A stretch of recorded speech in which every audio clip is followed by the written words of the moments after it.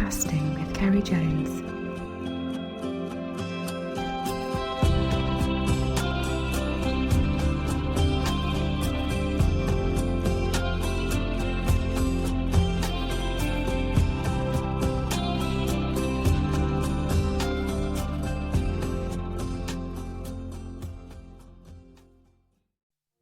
Hi all.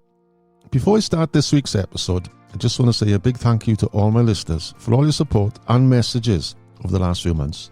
Lots more ideas and chats to come this season, and I'm really looking forward. I would also like to ask you to take a look at my online shop, which includes my most popular Irish Lough print selection. The sales of these help keep this podcast channel going. Some of you would have seen in my posts lately too, my gilly kettle, which I love using, whether it's winter or summer. Nothing like taking a break on the lake and lighting it up to make a brew or to heat up some soup. Really feeds a soul. And unlike any brands which are made in China, Gilly Kettle is made exclusively in the UK. And I now sell them also through my shop, so please take a look. All goes to help to keep this channel going. On to this week's podcast.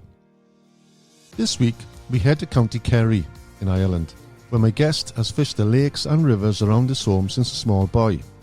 I have fished the lakes many times with him over the years, Lough Leane and the Upper Lake, with its beautiful brown trout and salmon. It's set in exquisite surroundings of the Killarney National Park.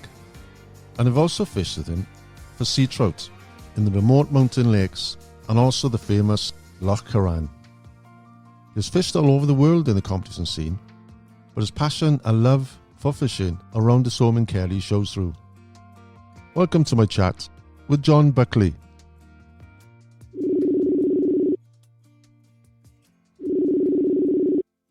Hello, John. Hi, Kerry. How are you keeping? Good. How's life in Killarney? Very good. Frosty and bright. Is it? It's a lovely day here today, actually. It's been wet for the last week or so, but it's a lovely day today. Have you been out? Because the salmon season has started with you, wasn't it? Yeah, we went out last weekend. No good. I'm going out today now for a couple of hours, Alex.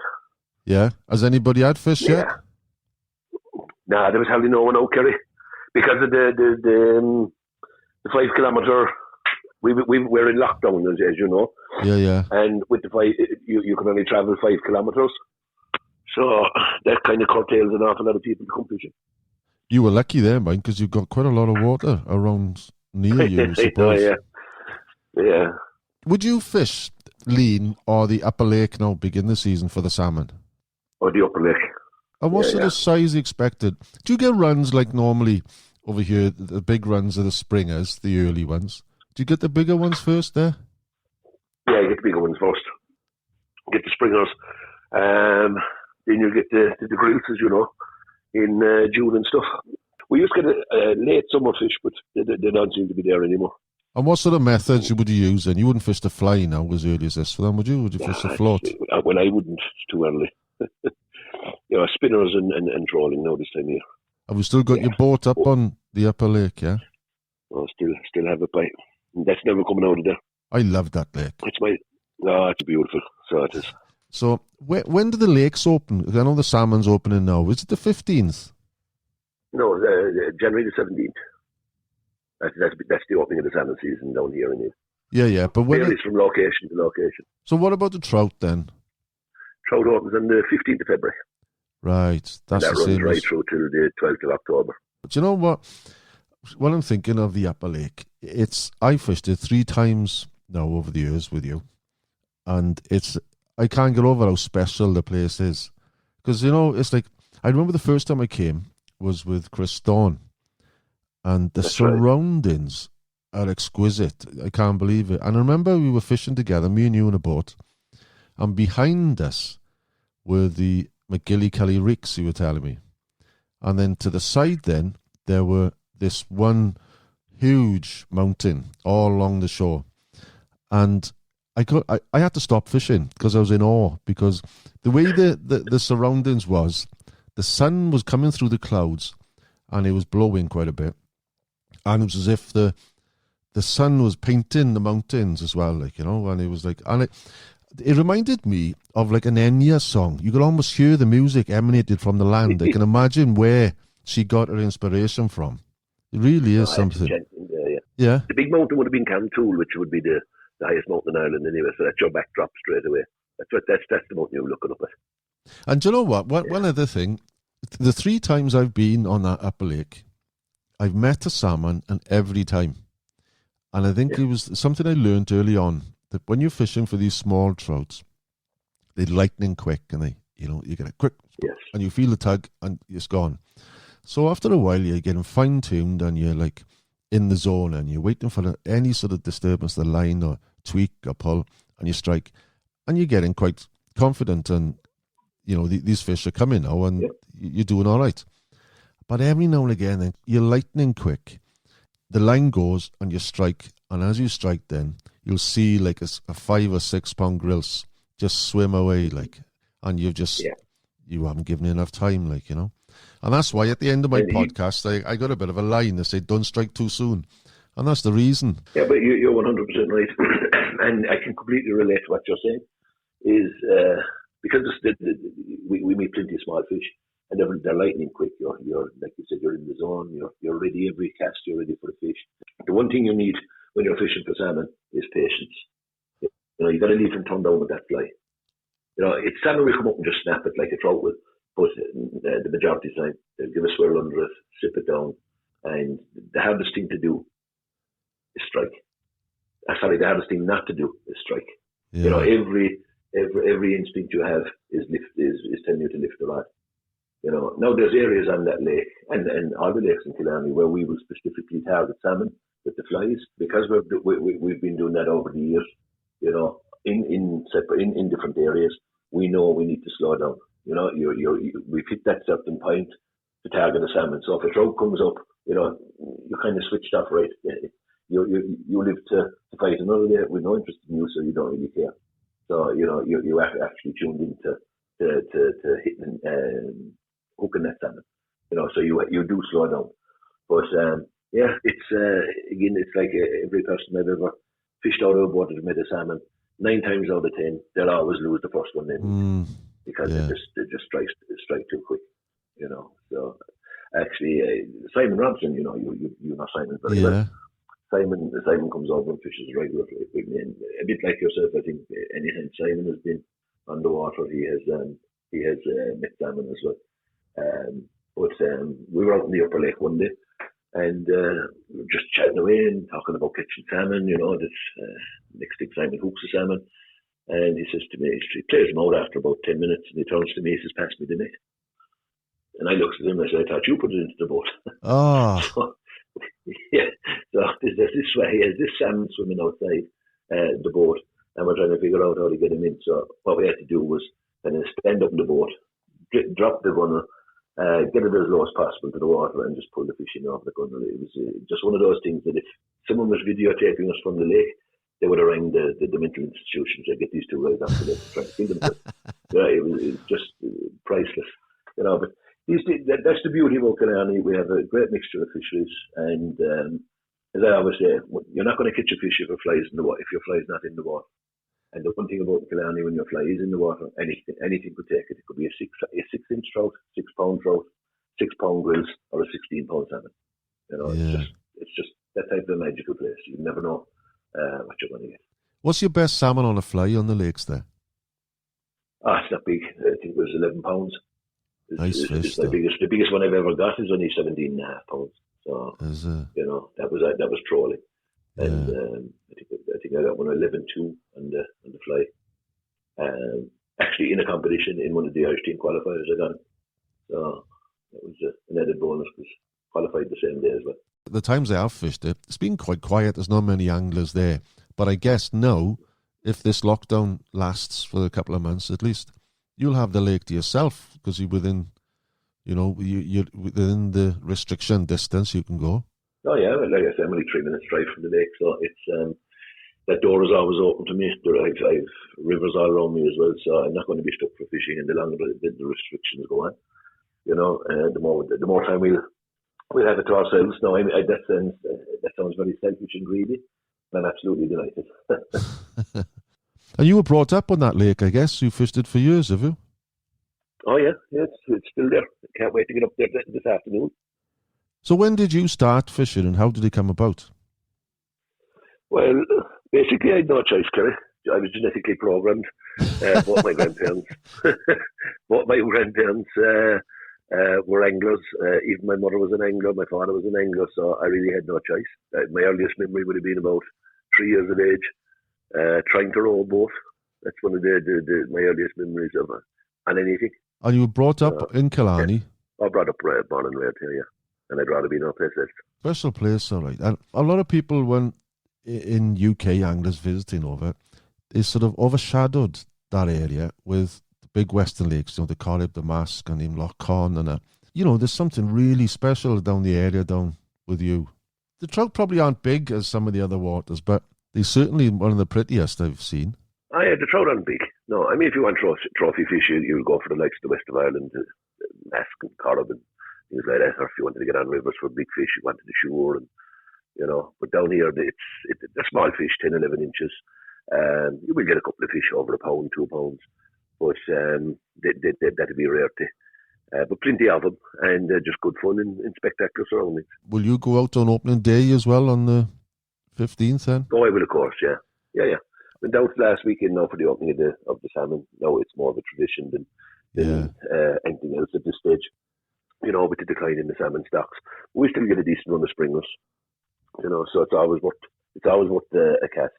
But when the trout opens on the 15th, I'd be out. And every opportunity after that. Would it be Leane you'd fish then, or would it be still at the upper lake you'd head for then? Yeah, it'd be Leane.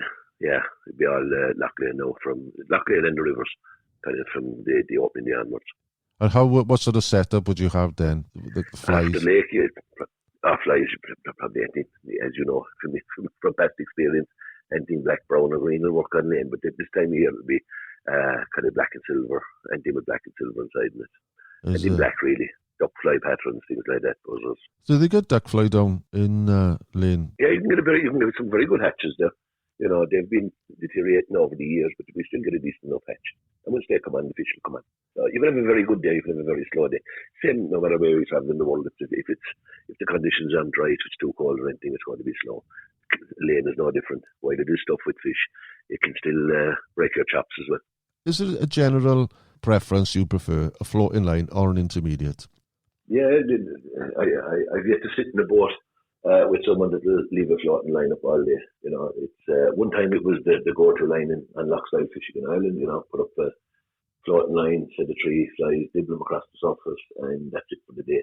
But with the way technology has gone and the science behind lines and stuff now, they're going at different sink rates, they go to different depths, and they're basically, just targeting the depth the fish are at. Yeah. My go-to line would be probably the 4-4-4 or the 5-5-5 foot intermediate tip. It's a Cortland line. I use all the airflow lines, but it's the only other line that's not airflow would be that Cortland line. And I will use that on most lakes. And you can just slow down your retrieve and you have an intermediate line, speed it up a bit, and you can dibble your flies like it was a full floater. So that would be my one go-to line. I actually probably wouldn't go out in the boat if I didn't have it in my bag. I think when it comes to dries, obviously I'll use a floater then, the 444 Cortland. But I think 9 times out of 10 now, if I'm pulling or fishing wets, especially in a wave, I will always use the fast glass intermediate, because I think when it's blowing and you're bobbing, if you're bobbing your top dropper, then I find the wind will blow the floating line a lot more. Whereas the intermediate, it keeps it steady, doesn't it? Nice, Well, it does. Plus, like the fast glass now is a very good line for lock style, because if you're out in a big wave and you're stripping the line, at least the flies are getting down and you're fishing them. As you said earlier, with the full floater and the big wind and the big wave, your flies are just being blown all over the place. Very hard to control them as well. Yeah. But everyone differs though. It's slow glass, fast glass, neutral density. It's nearly a matter of preference. Like I said, just the 5-foot intermediate tip would be my go-to line on most waters. Do you actually head out from Rosscastle then, do you? Yeah, I head out from Ross. Yeah, it's only 3 minutes from my front door, so it's only sit into the car, drive down, get into the boat, and after you go, you're fishing within 10 minutes of getting out of bed, if you want to put it like that. It's a great setup there, mind, isn't it? And this, again in Leane, you're fishing. One of the first times I fished it, and I was drifting. I thought, what are they on the shore like? And there was loads of deer. Yeah, well, it's inside the national park. So you've got the deer, you've got the white-tailed eagles, you see the other ospreys. The flora and fauna is absolutely spectacular inside in the park. Yeah. It's so vast, so it's very well protected. It's absolutely a spectacular place to be. I remember. If you're not catching fish, you will be catching sight of the animal life, and it all makes up for it. I remember you saying about the eagle. We were out one day, and it was like early evening, if I remember, and you pointed it out, and there was an eagle flying overhead, and it's the only time I've seen one, and it was almost slow motion, and he was just going up the lake. It was like incredible. You don't get that. Yeah, they're absolutely stunning birds. They were hunted out of Ireland over 120 years ago, and they were reintroduced again about 15, 20 years ago. So, they're breeding here now as well, so the population is on the increase. So it's good to see them back. There's good sea trout fishing to be had down your way as well, isn't it, down in Kerry? Absolutely stunning sea trout fishing to be had, especially down in Lough Currane. Now, it's not as good as it used to be, but it still produces probably most of the specimen sea trout in Ireland, which is £5 plus. And come June, from June onwards, then you get what we call the juniors, which is anything from kind of £0.75 to £1 to £1.50, and they're in abundance there. But again, that's been on the decline for the last number of years, due to fish farming and every other thing that's going on out in the bay outside it. But we get, even in Killarney, we get late season, we do get a very small run of sea trout. So you can get sea trout inside in Lough Leane as well, or on the river Lough that flows out of it. That can be quite a productive sea trout river as well. We had a day a few years ago, didn't we, on Currane, and with Dennis Cronin and Michael Hennessy. That's right. We had some good fish that day. Lots of fish. Nothing huge. Yeah, but good fun. It was, I think we were there around June. Was it June or July? Yeah. So I think the juniors had just started to come in, so I think we had good fun for the day. We stayed out late evening, if my memory correct. It sounds me right. Yeah. And had some very good fishing before dark.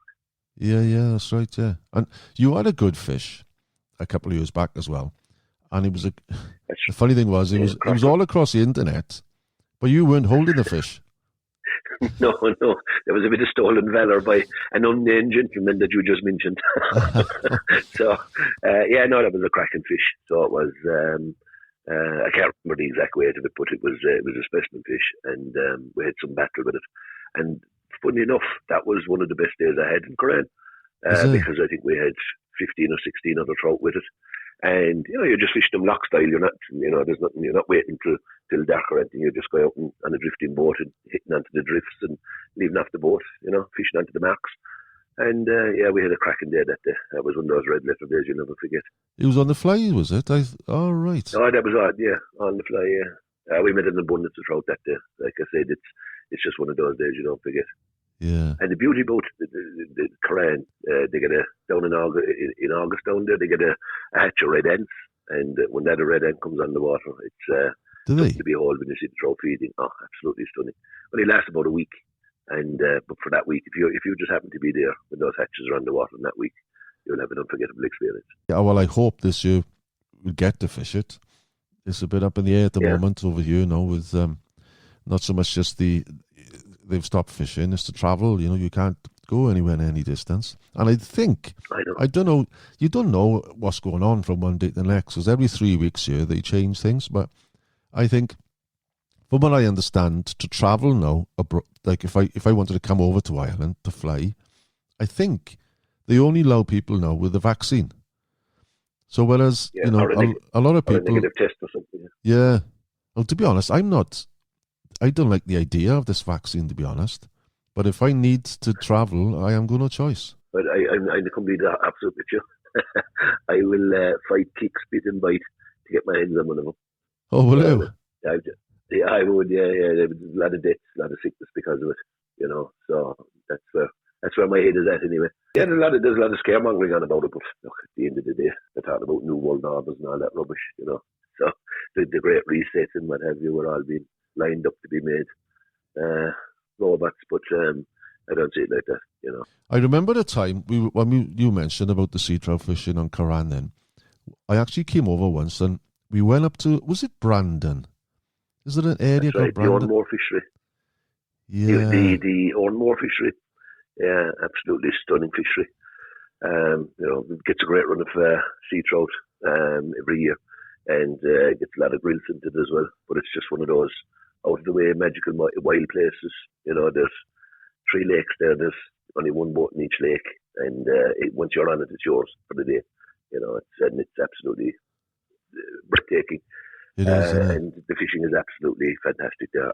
The brownies, there's a lot of brownies in that you get 2 and 3 to a cast, but they're small, the 9-10 inch trout. But, they keep you ticking over till the sea trout comes and takes. Really remote, isn't it? I loved it. We had good fish that day. We had quite a few. So, yeah, we've had some very good days together.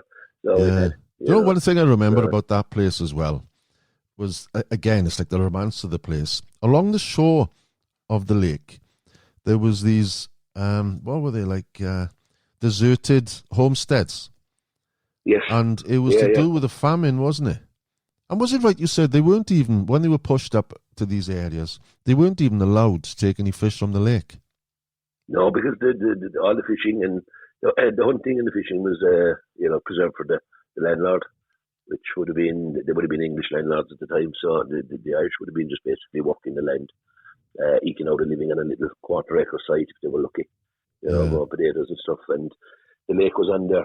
There was people dying of hunger when the potato blight hit, and there was lakes and rivers absolutely heaving with fish that they couldn't even look at, never mind catch a fish. Yeah, sad, isn't it? So if you were caught in, you were probably transported to Australia or something for theft. And you know what? I remember it was quite a haunting experience, because when we come off the boat, I remember we sat down just to have 5 minutes before we walked back to the car, and I was looking at these homesteads, and like a moss roof on them as well, wasn't it, some of them? And then that's right, yeah. And then we were sitting down and just taking it all in, thinking about all the history, and then I could hear a baby crying, and I thought, Jesus. But you said no, what it was a lamb. And sometimes that's they right. sound like, and it was like, Christ, like, and but because if you remember where we were right inside in the valley, and everything echoed.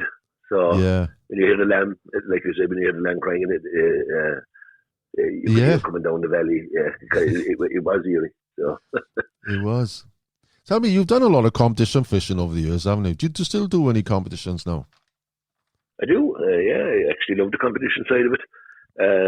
Just last competition was that I fished was in the World Championships in Australia, just in December 19, and qualified for Finland, which was supposed to be held this year. It's cancelled again now, and also qualified for the home internationals, which is cancelled for this year as well. So yeah, still do it, still love it. I absolutely love the competition side of it. When you say the home internationals, is that the Lough style, is it? That's the Lough style, yeah. Yeah. Ireland, England, Scotland, and Wales. Because you do prefer the rivers, or do you, in the competitions, or do you? It doesn't make a difference to me. Once I'm out in the water, it doesn't make a difference whether it's river or lake. It's just the buzz of the competition, and there's good camaraderie as well and great rivalry. Yeah. So it just adds to the experience. And you've run a few competitions, haven't you, as well? With Dennis Cronin over the years. Yeah, myself and Dennis have run a number of competitions. Again, it goes back to kind of the love of the competition fishing and trying to promote fishing in the area and stuff like that, Yeah. And myself and Dennis have done a few. So I remember when Dennis puts a suggestion to you, he puts it in such a way that it's very hard to say no. Yeah. As much as every fibre of your body wants to say no, but he just has this way. He just has this knack at talking people around.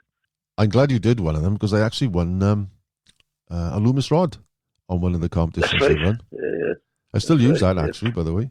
Nice rod too. There's no better rod in the market. Yeah. No, there's not. And that was on Leane. Well, as regards the Lough style fishing, you actually found my boat for me, because I was looking for a boat to put on the Corrib, and you sourced one for me, didn't you? That was from down your way, wasn't it? That's right, yeah. You're going way back there now, Kerry. I know. I think it's probably about 15 years ago, probably, no, I think. And do you remember when I actually had the boat then? I think you took it up to Kong for me at the time. And then when I came over then, we arranged a day. One of the first days I went out in the boat, and we went on the Corrib, and it was one of those days and it was mucky and damp and dark, perfect for fishing. And it was a southerly wind, and it was going into an area called Mucheen and Lough Currane. Remember that? And we had about a dozen fish, I think. Yeah, that's right. I think we had to come off it though because it blew up a storm towards the evening. It got very that's cold right. But again, that was just another one of those red letter days. I think we had 12 fish that day. Yeah. You know. On the Gorgeous George, I remember, right? Most of my fish came on. Right. That's right. Great fly, bright fly, like on a dark days, textbook stuff, like with a fluorescent tail. And it was just one of those flies. There's no sense of meaning to it. You know what I mean? It's just it's big and it's a good looking fly. It doesn't represent anything really, and it represents everything. If you know where I'm coming from. Yeah. And it's one of those flies that can take you out of a hole in a bad day. Yeah. Especially on the big locks.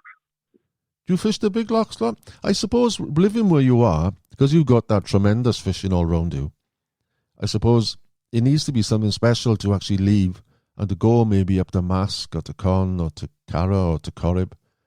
I suppose you've got it all there. It is. How often do you have go it up? I don't go as much as I used to. With work and everything, you just don't get time now. Try and get up for the mayfly. You know, I try and get an early season day there, either on Mask or Corrib, or try and get up for the mayfly and try and get another day before the end of the year. You know, big fish don't really bother me. I don't need to be catching big fish. I just need to be meeting a lot of fish. So regardless of their size, once I'm eating fish, I'm happy. So that's why I don't venture too far out of Kerry, because all the fishing I'll ever need is on my doorstep. You know, but those like Mask and Corrib are just magical places. Yeah. You know, and the clubs do a lot of good work up there. You know, on the fisheries with development and, you know, stream enhancement and promotional work, and, you know, they really do look after it. You know? Yeah. So, and it's still, I mean, you can get a very magical day on either Mask or Corrib. You know, you can get the fish of a lifetime. Yeah. You know, 7, 8, 9, 10 pound wild brown trout. You know, there's nothing like it. Have you had any good fish like that from Kerry? You know, like an exceptional fish. As I'm talking to you, I'm looking at two fish here. One is 5.5 and one is 11.5 too. I got them a number of years ago, so I got them mounted. Well, they're from Leane, is it? They're from Leane, yeah. So two lovely fish. Actually, I got the two of them on the one weekend. I got one on the Saturday morning, and I got one on the Sunday evening. Wow. So, and one was off the river, and one was off the lake. Never. Yeah, like we do have good trout here. It's only, you know, they're just they're big for a reason. Just have to catch. So how did you catch the one on the lake? Was it trolling or was it on the fly? No, sorry, the one the lake was trolling and the one the river was on the fly. Yeah, I was trolling for salmon when I got the 11.5 pound trout, and just nymphing in on the river one day, and I got the 5.5 pound. Two magical fish, you know what I mean? So to me, they were fish of a lifetime. So, unfortunately, that weekend I got those two fish. I've had nothing bigger or anywhere close to them since that weekend. Do anybody troll for the trout on Leane? No, nobody whatsoever. We have ferrox in the lake, and there's just a handful of them caught every year as bycatch. You know, when people are after the salmon and stuff. Yeah, but nobody fishes from whatsoever. I think you were the only person I ever had a conversation with about trolling for ferrox from. Perhaps you'll have to give it a go, and they keep saying these things. But what do they feed on there then?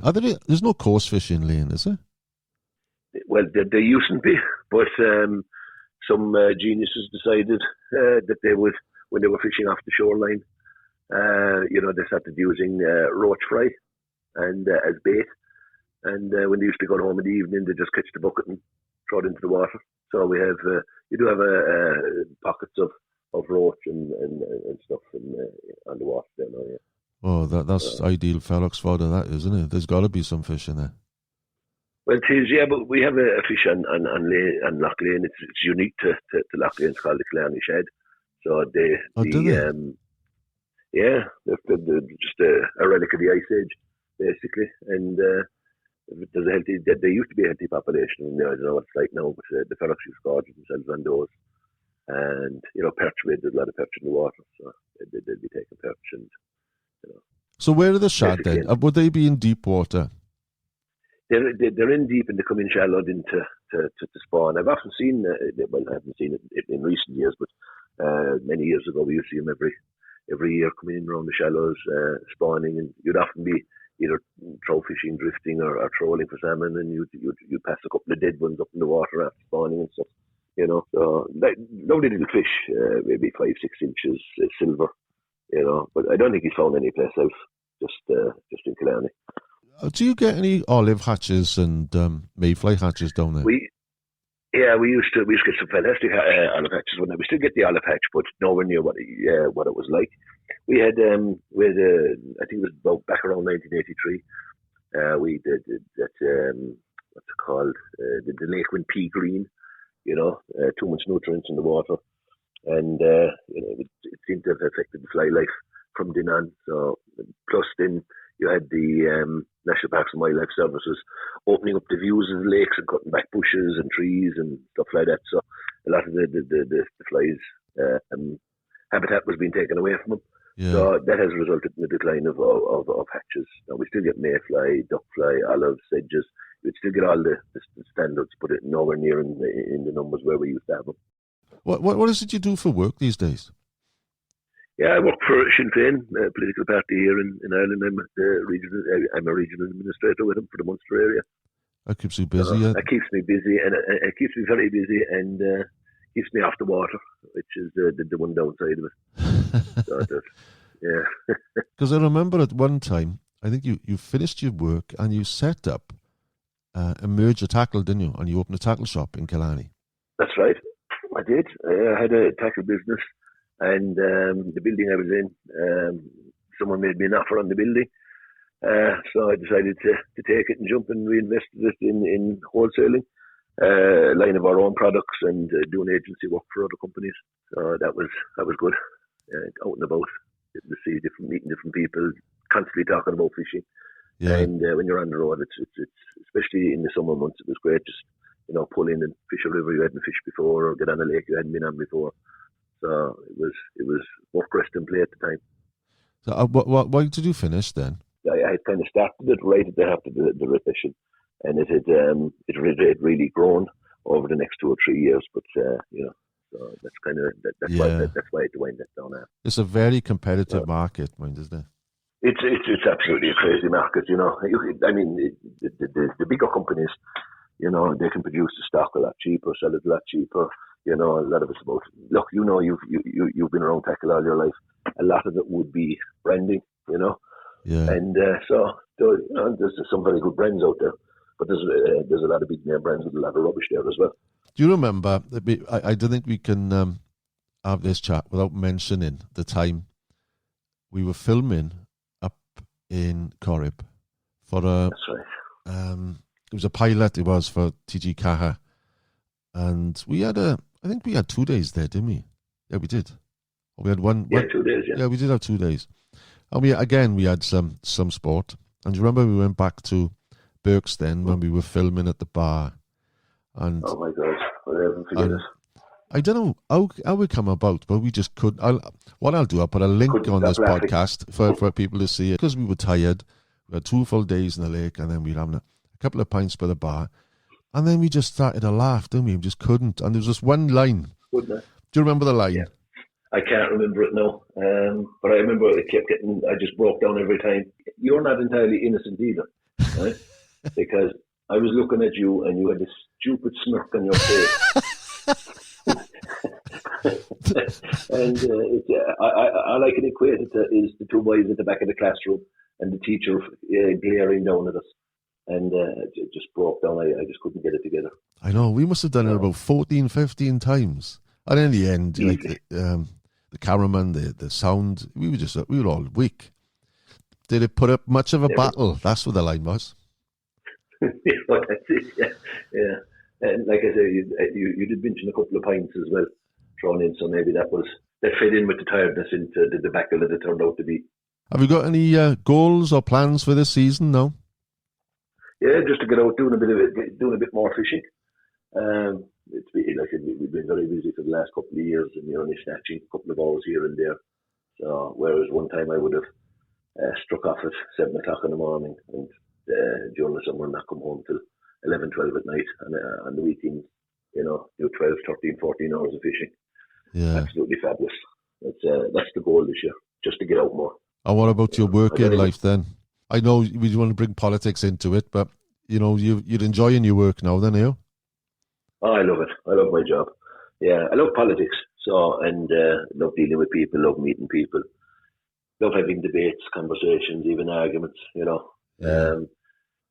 Everything's about politics at the end of the day, whether we like it or not. Politics creates the life we live. It creates the arguments we fight. And it's kind of I live and breathe it. It's my work. It's my hobby. So I suppose there's no getting away from it. Now, fishing will always be number one, but politics comes a very, very close second.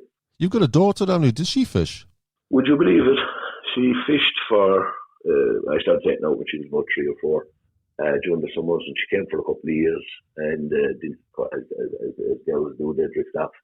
And this year, would you believe it? She's 24 now, and this year was the first time in about 15 years that she came fishing with me a couple of days, and absolutely loved it. Yeah, she told me, she said, "That's it." She says, "I'll be with you a couple of days this year if that's okay." So, and she's good company, good fun. So it's nice. It's nice to do that too. Never had any interest, kind of from the age of 8 till 24. Yeah, and, loves it now. Perhaps we'll see her on the ladies' international team sometime. Nah, definitely not. No. She wouldn't. Nah, she wouldn't. She's hectic social life, but she wouldn't put in the time to. Well, you've spent a lot of time, I suppose, in different countries. You said, is it Australia you went to on the international? No, we're in Australia. December of last year, of 19. That was magical experience. Big fish. Good fishing. The week we were there for 2 weeks, but the whole time we were there, it blew absolute storm. Totally unseasonal conditions. With everything from rain, snow, but the wind never let up for the 2.5 weeks we were there. But magical place to fish. Wouldn't be my favourite place to fish, but still it was magical. I've been right around the world. I've been to the States, I've been to Australia, I've been to New Zealand, all the Eastern Bloc countries, all the Nordic countries. It's just absolutely stunning. Well, of all the places you've been, I guess there's a few you'd want to visit again. But when I speak to everyone, there's one thing I end up asking them, one question. And you know what's coming up now. Where would you want to be to make your last cast? Oh, that's an easy one, Kerry, and you know the answer. Sitting in my boat in the upper lake. Whether there's a fish on the line or not would be irrelevant. Yeah. And if I take the last right there, I'd be happy. To be honest, it'd be high up on my list, that water too. I hope to come over now in the next couple of months anyway, and if restrictions allow, and I'll be definitely heading down south towards your way, and then perhaps it'd be nice to have a day on Currane again. Of course. Look, as always, it's an open invitation. That has been for years. We've had some good days, very, very few bad days. Yeah. So long may that continue, and as you know, that invitation is open. I appreciate it, yeah. And we'll make some more memories. Well, stay safe. Hopefully we'll be in touch soon, and we'll have a good season ahead of us. Oh, well, enjoy the catch-up, Kerry. Thanks a million for ringing. Cheers, John. Take care. Ta-ra now. Cheers, bye. If this is your first time tuning in, make sure you catch all future episodes by clicking subscribe via the links on my website, castingwithkerryjones.com, or via iTunes or your favourite podcatcher. If you like what you've heard on this episode, feel free to drop me a line via my website. Tell me what you've enjoyed, ask a question, or better yet, tell me what you want to hear more of in the future. And if you're looking for additional tips, tackle reviews or venue information, or just want to see what's been hitting the back of my net lately, search up Casting with Kerry Jones on Facebook or follow me on Instagram. And if you still want more, I'm regularly uploading video content onto the Casting with Kerry Jones YouTube channel, so just check that out and subscribe over there too. Wherever you follow, subscribe, comment or message, I look forward to catching up soon for a good fishing chat. Well, I think that's all for now, so until next time, tight lines and don't strike too soon.